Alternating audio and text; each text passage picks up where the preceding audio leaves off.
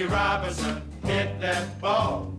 It went zooming across the left field wall. Yeah, boy. Yes, yes, Jackie hit that ball.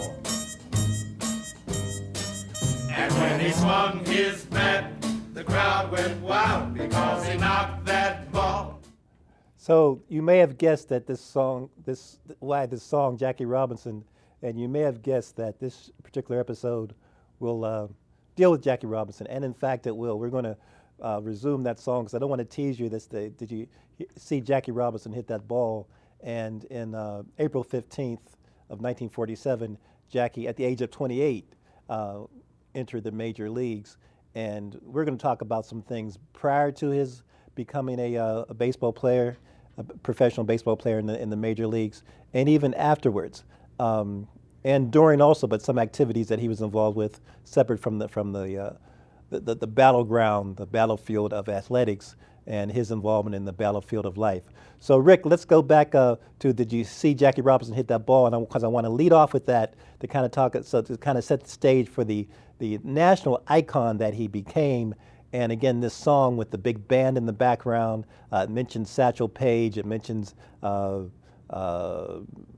Josh Gibson, it mentions other Negro business and other Negro baseball players. But again, to have a song created about you, and this was in 1949, so he had only been in the major leagues for 2 years, but just to kind of illustrate his national importance in terms of our culture and our belief system. Yes, yes, Jackie hit that ball. Satchel Paige is mellow, so is Campanella, Newcomb and Dobie too. But it's a natural fact, when Jackie comes to bat, the other team is through. Did you see Jackie Robinson hit that ball? Did he hit it? Yes! And that ain't all. He's so home! Yes, yes, Jackie's real gone.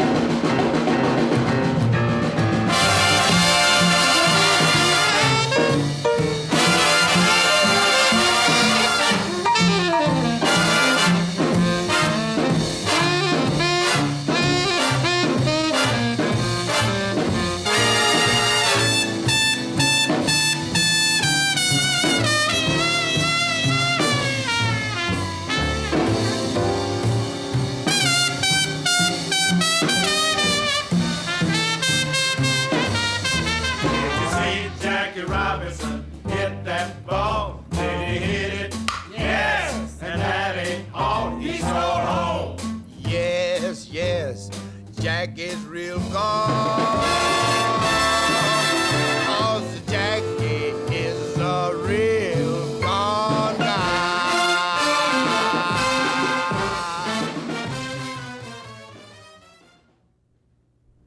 So again, this is the Tom Ficklin Show, and I just wanted to kind of play the entirety of the Did You See Jackie Robinson Hit That Ball to kind of just indicate how, as an individual, his impact on our culture, his impact on our society and our belief system and our entertainment system, was just so important.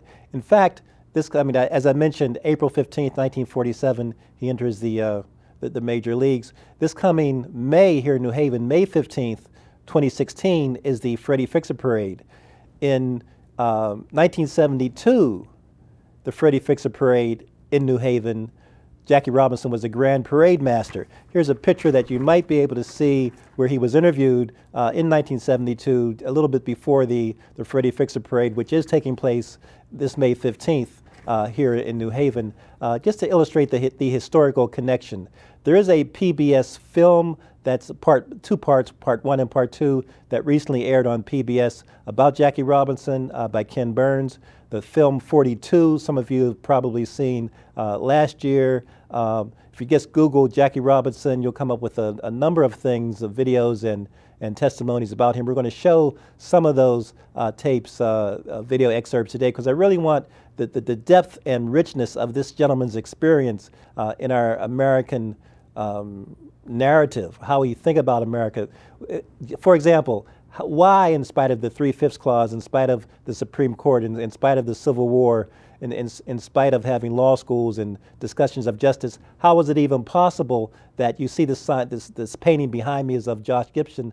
How is it even possible that people could be prevented from playing in the national leagues and still call this a democracy? We want to kind of call it Jim Crow, but again, that's kind of a pseudonym. It's a sugar-coated phrase for what I would call American apartheid. So and even today in 2016, there's discussions about what equity and justice and social welfare is all about.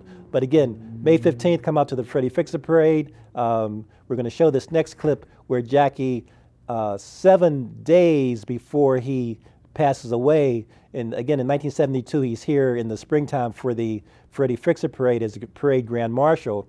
But in the fall of 1972, the second game of the World Series, he throws out the first ball. He passes away 7 days after that. He had lost sight in one eye, partial sight in another, suffering from diabetes.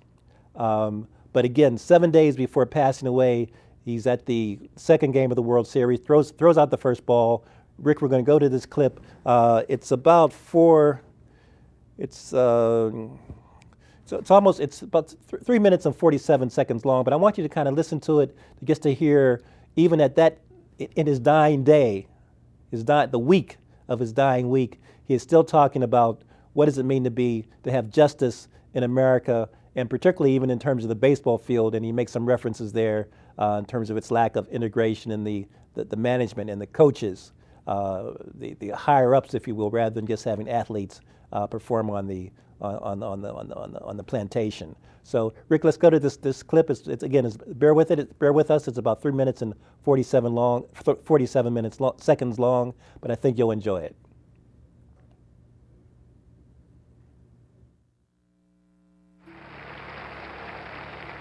Welcome to the second game of the 1972 World Series.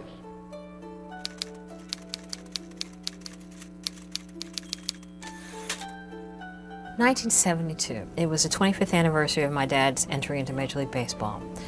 At the World Series game, they were planning this whole big celebration. O'er the land of the free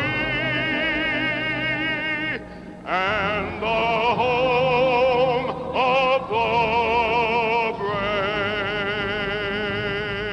brave. Robinson is invited to throw out a ceremonial pitch at the second game of the World Series. And Robinson decides that he's not going to do it. And he's not going to do it because he's so disturbed at Major League Baseball's refusal to have any black managers. And he states this to Bowie Kuhn, the commissioner at the time. And Kuhn says, "If I tell you that we're working on it, will that help?" And Robinson gives in and says, yes, that'll help. And now to present baseball's award to Jackie Robinson. Here is the Commissioner of Baseball, Mr. Bowie Kuhn. Jackie Robinson is something special. And my father, we were all like, oh, great, wonderful. And then my father says, and Nixon's coming. We're like, oh, no, we're not getting caught up in supporting Nixon a second time, looking like we're in support of this, So then my father sits us all down. My father's very calm about it, at the dining room table. He's like, look, I just need you all to trust me and come to this event. And one by one, we made it happen. So we were all like, we're gonna be there. So we all came from our different directions and met up. And it turns out that that was the last time we were together as a family. And Nixon did not come, so that we didn't have the political tug of war that we thought we were going to have. And it was a wonderful tribute. And he gets a dig in. Thank you very much, Commissioner. I'm extremely proud and pleased to be here this afternoon, but must admit I'm going to be tremendously more pleased and more proud when I look at that third base coaching line one day and see a black face managing in baseball. Thank you very much. It was just a grand moment. And then standing on the field with him, he invited the entire family down on the field with him, and he wanted us to be behind him, with him, when he made this statement, because he knew that we were going to be part of who was going to be following through, and it was going to be part of our legacy as well, that we have baseball has a responsibility. They helped change America. Now you just make sure that you remain active in that role and supportive in that role. We direct your attention to the commissioner's box by the Reds dugout, where Jackie Robinson will now throw out the ceremonial first pitch.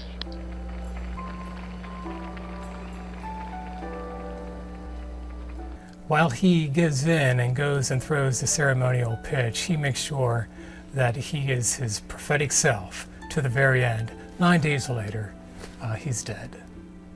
But he went out with a rhetorical flourish, typically Jackie.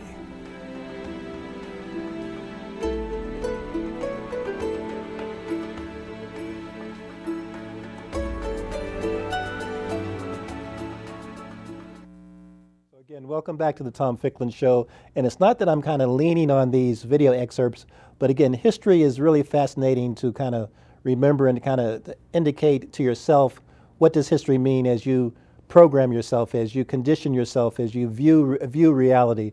And since we are kind of entering the baseball season, I just thought it was good to kind of, the Jackie Robinson story has been on my mind. And again, as I say, there's a Ken Burns Part 1, Part 2 available. It's on iTunes. It was recently aired on PBS, the movie 42. But also from my mind, a real historical point is the fact that prior to his entering baseball, the Jackie Robinson life was if not just as monumental, very significant. People may or may not know that he was a four-letter athlete at UCLA, varsity player in football, basketball, track, and baseball. Football, basketball, track, and baseball at UCLA. At that point, only 1% of the students at UCLA, University of California, Los Angeles, were minorities.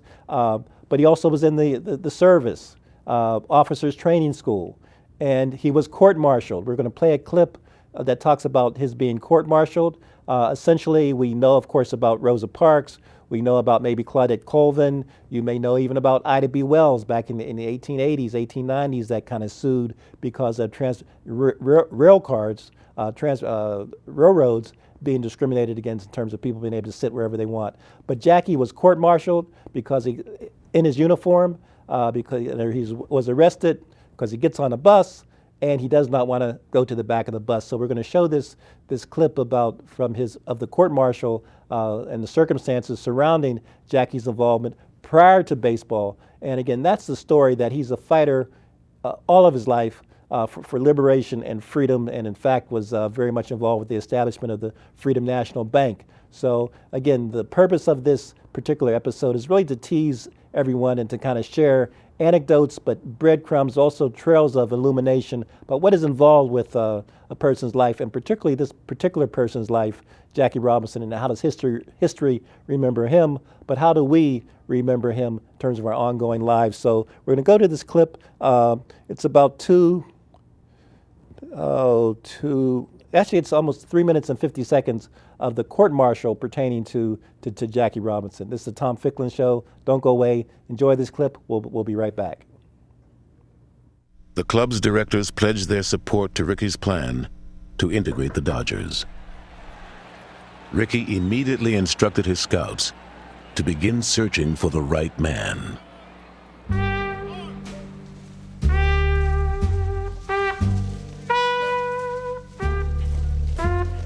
Back at Camp Hood, Texas, the 761st Tank Battalion was preparing to go overseas. On the evening of July 6, 1944, 1 month after Allied forces landed in Normandy, Jackie Robinson boarded a military bus headed to nearby Temple, Texas. He got on the bus on the Army grounds, and he sat next to a woman who looked like she was white. She was a friend of his, and she wasn't white. The bus driver came back and said, "Move to the back of the bus." And Jack refused. He said, "I will not." I ignored him. I had just seen the Army regulations that had been sent out. No discrimination on any Army vehicle on an Army post in the United States. I refused to allow this civilian to dictate to me where I was going to sit. Everything would have been all right if I had been a Yazza boss type. At the last stop on the base, the bus driver demanded Jackie's identification. A white woman threatened to press charges. Witnesses recalled Jackie swearing at her, but Robinson claimed that he had only told the bus driver, "Quit with me." The military police arrived and were disrespectful to Robinson. He refused to back down. Think about the number of black men in 1944 who challenged white authority in such a bold way, not just refusing to give up his seat, not just refusing to do what he was told, but to actively stand up and swear at them. The fact that he stood up and he spoke in a very, very aggressive way to the officers that came was extremely threatening and extremely unsettling to the white people who were there. He was very lucky in many respects that he wasn't, that it didn't turn violent. Robinson was arrested and charged with insubordination. The trial began on August 2nd, 1944. In his testimony, Jackie admitted that he had threatened a private who had insulted him. "If you ever call me a nigger again, I'll break you in two," he'd said. When asked what the word nigger meant, Robinson said, "My grandmother was a slave, and she said the definition of the word was a low, uncouth person. I don't consider that I am low and uncouth. I do not consider myself a nigger at all." Jack, as a young man, always railed against segregation. He always carried himself with a sense of dignity and a sense of purpose in a way that says, "I will not be ignored. I will not be denied." What you see at the forefront of Jack's consciousness at all times is the fact that he has a responsibility to the race to do everything possible to ensure that they'll win full equality. And Jack, in that sense, is the quintessential race man. This is, again, I'm hoping that you're finding this show and the way that we're kind of designing it to be of interest, this particular episode. And again, shout out to Citizen Television for making the platform available. The Robinson story is just so, it resonates with me. As you may know, although he was not investigated by the FBI, there is a file, a declassified file on him where they, in fact, the New Haven office of the FBI helped to secure that information, observing, let's use the word surveillance, his activities. And for example, here's a letter from March 10th, 1965 from the Federal Bureau of Investigation, which is, as you may know, is supposed to be part of the United States Department of Justice. And it talks about march taking place in Mississippi on March 10th, 1965. And Charles Evers, the field secretary for the NAACP, has invited Jackie Robinson to come south for the demonstrations and just the community kind of understanding that we have to take things into our own hands, but from a very strategic and deliberate way, not from a violent way. And so there's a declassified file on Jackie Robinson that you can kind of Google, that the FBI, again, it wasn't that he was under investigation, quote unquote, but they did keep a file on his whereabouts. And a file on his whereabouts even going back to 1944, 1945. As many of you know, he was also asked, Jackie Robinson, in 1949, just 2 years after entering the majors, to testify for something called the House Un-American Affairs Committee. There was something called a House Un-American Affairs Committee, the McCarthy era, the red baiting era, where there was a concern that the Communist Party was becoming more dominant in America. Again, this is after not the Civil War, but after World War II. And so there was the fear of communism, and Russia and the United States were having difficulty in terms of their diplomatic relations. But to make a long story short, we're going to show a clip where Jackie Robinson, again, just 2 years out after playing in the major leagues, 1949, was asked to testify at a hearing under the auspices of this House Un-American Affairs Committee. The clip is about, you know what, I'm going to forget that. I'm going to go to another clip first. It's just hearing more about Jackie. It's about 2 minutes and 42 seconds, hearing more about Jackie, kind of his views on things. And then we'll go to the clip that will conclude this particular episode pertaining to his testimony regarding Paul Robeson. But Rick, let's just go to the clip that's about 2 minutes and 42 seconds long, where you hear it's called Jackie Robinson Fades. And that the word, it's titled Fades because, again, Jackie is still prominent in the 60s, but you have Muhammad Ali, you have Rap Brown, you have Stokely Carmichael, you have Malcolm X. So a lot was going on in the 60s where Jackie's place and how his message was received was somewhat controversial. But I want to play this clip, Rick, so people can kind of get a feel for, even up until his dying day, he was still speaking truth to power before that phrase even came into existence. The 1940s is the symbol of black masculinity. By the 1960s, that narrative has changed. And what you see with people like Muhammad Ali and Jim Brown is a much more militant, in-your-face view of black masculinity. And what they see is that the old manner of black respectability is limiting because what it denies is the full expression of humanity, of black humanity. By the late 1960s, that same dignity and restraint is frowned upon and seen as unmanly because it is not aggressive and is not as militant.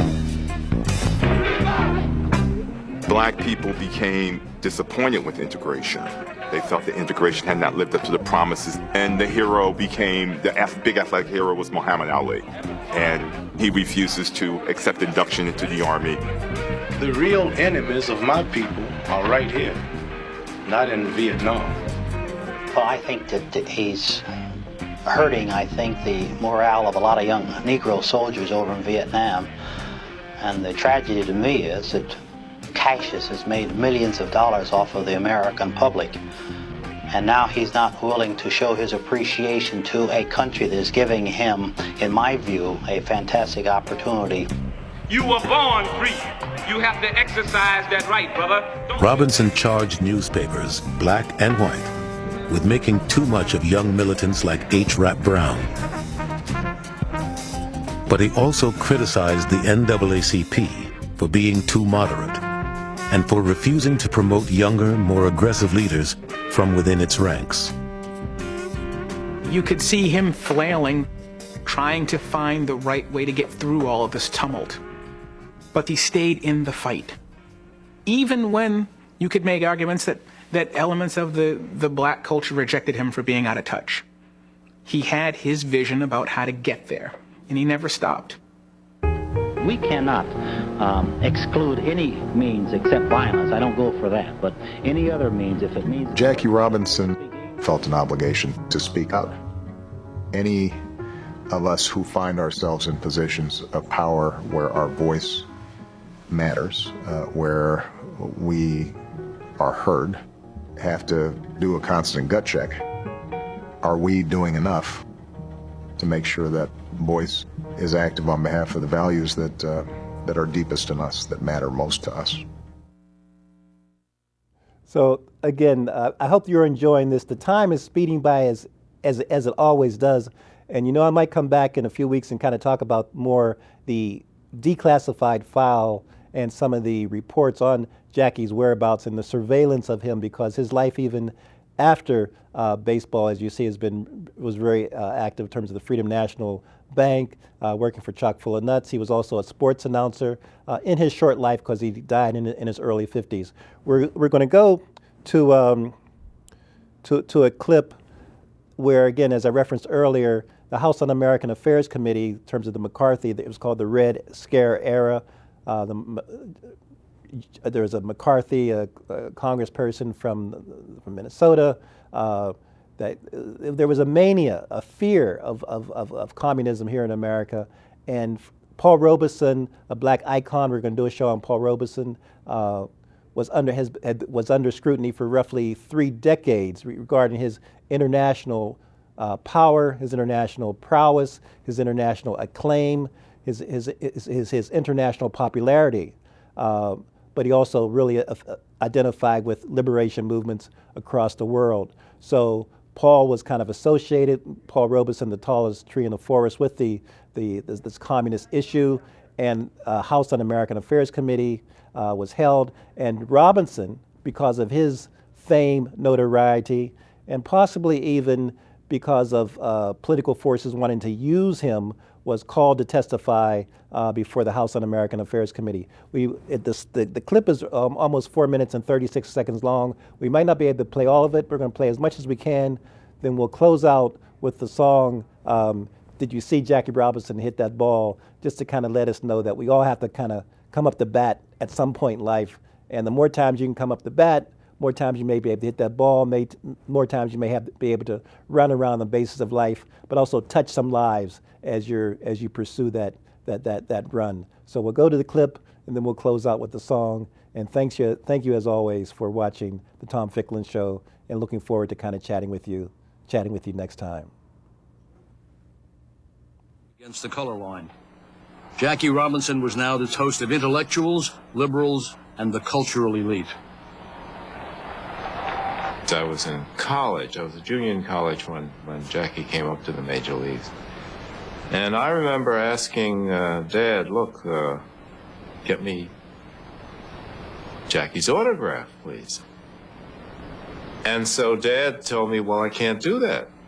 I said, what do you mean you can't do that? I mean, get his autograph. But he said, no, I can't do that. And he explained. He said, I'm now being attacked in the media as an enemy of the state, as a communist, as a traitor. And he said to me, if Jackie had his picture taken of me, which is what would happen, he might lose his career. I'm not going to put Jackie in that position, even for you. By the late 40s, Cold War fears were escalating. Robeson fueled those fears when he told a French audience that African Americans would not fight in a war against the Russians. So Dad was acutely aware that he could be killed. I mean, that his life was in danger if he continued on his political course. And Dad wasn't about to change his views. And both my mother and I said, well, you know, do what you have to do. So I think we lived.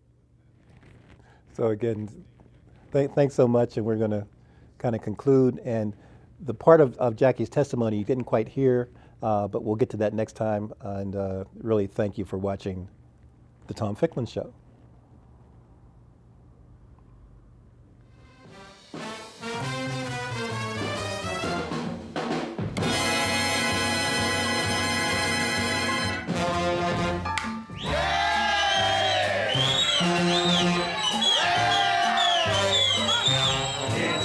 Jackie Robinson hit that ball. It went zooming across the left field wall. Yeah, boy. Yes, yes, Jackie hit that ball. And when he swung his bat, the crowd went wild because he knocked that ball a solid mile. Yeah, boy. Yes, yes, Jackie hit that ball.